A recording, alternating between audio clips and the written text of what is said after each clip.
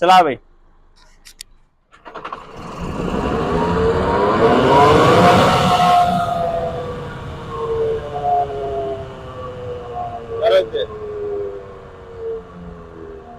ये दोस्तों व्हील के बेरिंग की आवाज़ है।